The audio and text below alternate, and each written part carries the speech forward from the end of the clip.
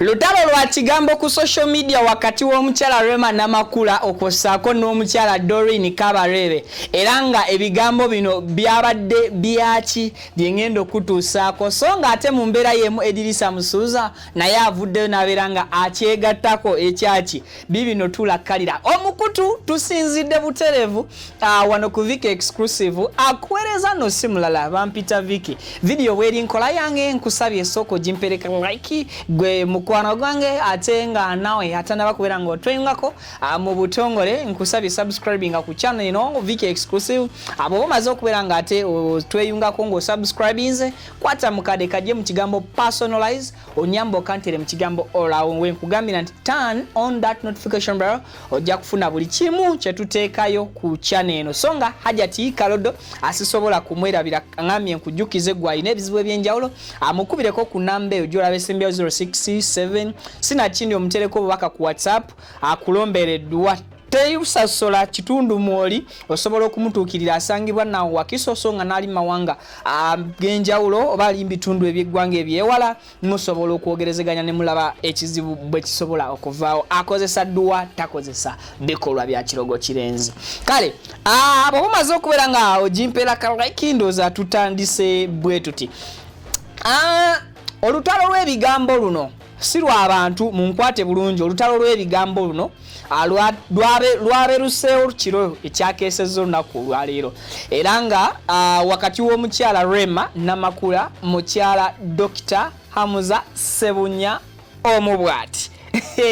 actually mbadde mukyala Haji Dr. Hamuza Sebunya omubwati yes kakati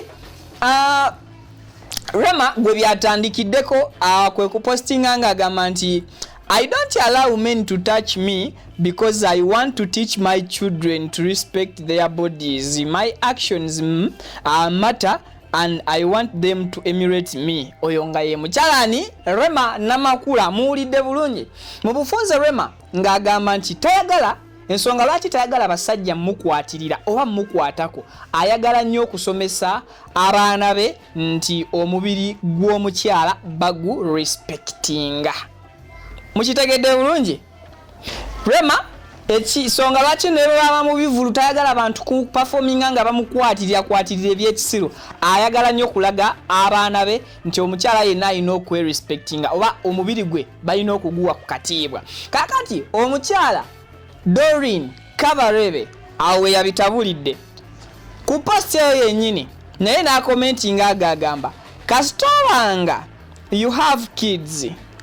kasitobanga you have kids in different men ngate wazaala tebannakuwasa there is no delicacy there. True character isn't judged by what we wear and rather our real behavior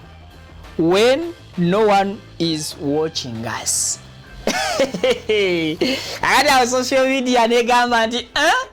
bino byatandise ddi mucho mukyala Doreen Kabarebe nga ya ayanukula Rema ku nsonga y'okwekuuma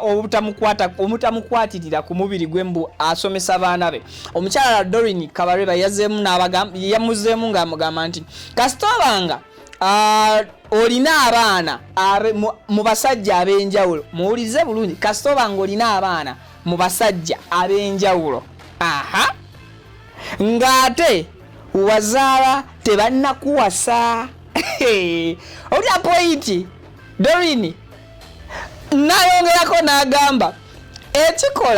ekyo kikola enjawulo n'agamba nti enneeyisaayo kwe bakulabira ng'omuntu so si neeyisaayo omanye ebikolwa n'enneeyisa byawuka so post eyo yatambudde nnyo olunaku olw'eggulo nga bantu bagamba Doreen tokubye nnyo ng'abantu tokisusizaamuko tokitadde embuko ku feeling nokiteramu ddala obulamu bw'omuntu omu so ebyo byebimu byenjagala nzijembere nga nawe nkunkula mu comment section kiki obadde olowooza omukyala Doreen kyabadde kyetaagisa okureplyinga comment ya Rema amumbeera eyo natuuka okubeera nga amulangira natuuka okubeera nga alangira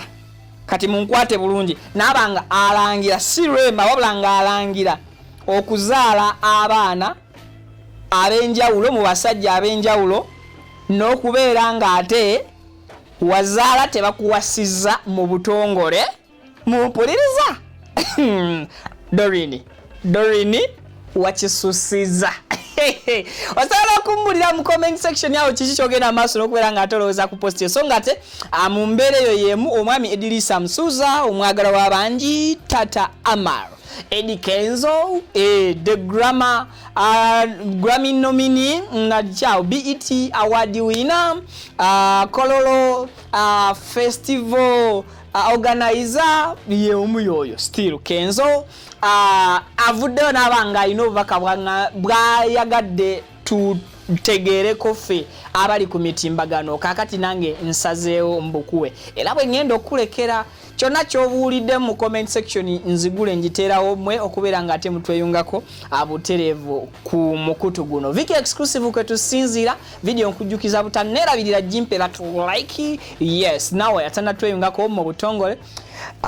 still nensigala nga nkujjukiza okusubscribinga ku channel eno bw'omala okusubscribinga yambayo ekirala kimu ekiba kisembayo ekisigadde twe kukwata mu kaduuka gye mu kigambo personalize okateeke mu kigambo all awo notification ogenda kubeera ozifuna buli kadde we tuteerayo video ojja kubeera updated kale tusinkane mu updates eziddako Eddy Kenzo wuno kamo bateereko bibyo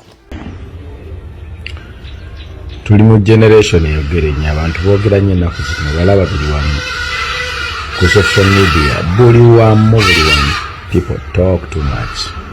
buli omu apulinga essimu ye natandika okwogera ebigambo bino na biri kubanga kati balina opportunity ya smartphone and social media naye bantu bangi life bavuze speed bangi batandise okukola ebintu ebigenda obattira future bantu bakola ebintu nga tebategedde nti bagenda kaddiwe oba nga tebajjukidde nti balikira ku makya bakaddiwe ate ng'olusi content yo yakyaliyo naye bakyamuka olw'endulu ne likes ne bakola ebintu ebitali bituufu. So my friend, don't be part of them. Protect yourself, protect your future, be on top of your game. Manya choli ero kiremereko. Nobody should tell you who you are. You know yourself better than anyone else. So please, kipopulate doesn't work. Biba byanaku 2-3 nga biggwawo. So please, keep your dignity. Yeah? One love.